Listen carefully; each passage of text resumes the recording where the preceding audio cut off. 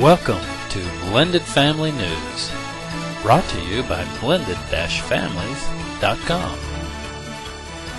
Kids Flying Alone by Sheena Berg. On a recent interstate flight, Emily had the pleasure of sitting next to a delightful 12-year-old girl who was flying alone to spend a long weekend with her father. After she excitedly told Emily all the fun things she was going to do with her dad, she explained that she had been making this plane trip every month since her parents divorced. It turns out this pint-sized solo flyer is like millions of other kids whom the airlines label unaccompanied minors. Unaccompanied minors, or UMs, are kids who fly without an adult both within the United States and overseas, usually to visit non-custodial parents or to spend vacation time with grandparents and other family members. With the holiday season fast approaching, many blended family kids will be flying solo to spend Thanksgiving or Christmas/winter vacation with parents or family. Here are some tips for parents and their kids flying solo. Number 1. There are no Department of Transportation rules about kids flying alone, and each airline has its own rules, guidelines, and fees charged to oversee UMs. Each airline has different procedures, so it's best to check when you book the ticket. Number 2. No child under 5 years of age can fly alone. Between 5 to 12 years, most airlines will accept UMs only if parents or guardians accept the UM procedures, complete the required paperwork, and pay the fee, which varies among carriers but is generally between $40 and $100 each way. Some airlines allow only non-stop flights, or through flights where the plane has a stop but no change of plane is required. Complete the required paperwork and fees. Children 12 years and older do not require UM procedures, but carriers will implement procedures at the request of parents and payment of the fee.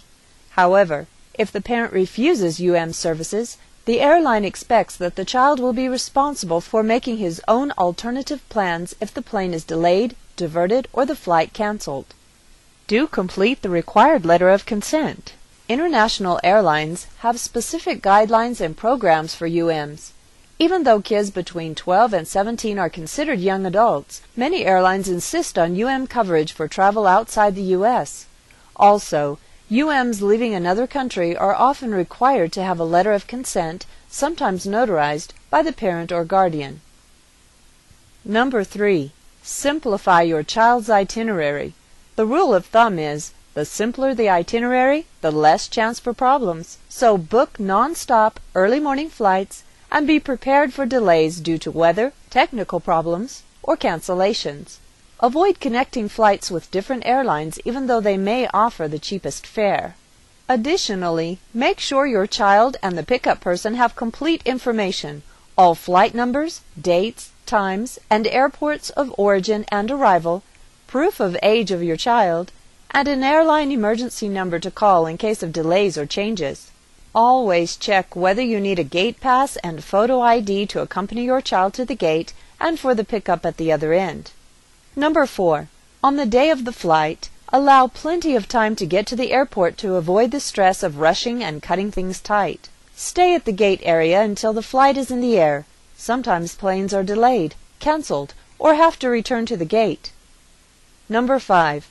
And finally, make sure your child has books, puzzles, and games to pass the time in flight, because attendants will not act as babysitters, although they are very helpful. Check with your carrier about electronic toys and music players. Pack a light snack and be aware of liquid limits. Explain how important it is to listen to instructions and obey attendants' requests. Give your child enough cash to buy a meal in case of a delay. Label clothes and the backpack.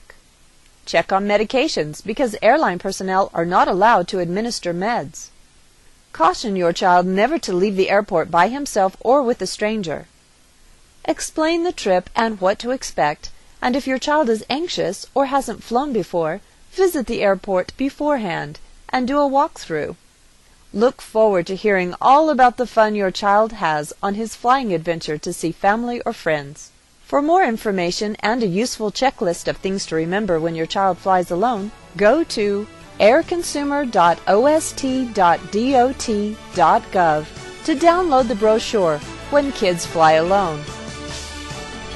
This has been Blended Family News, brought to you by blended-families.com and their free Step Heroes newsletter, offering tips and resources to help you successfully merge your two families into one.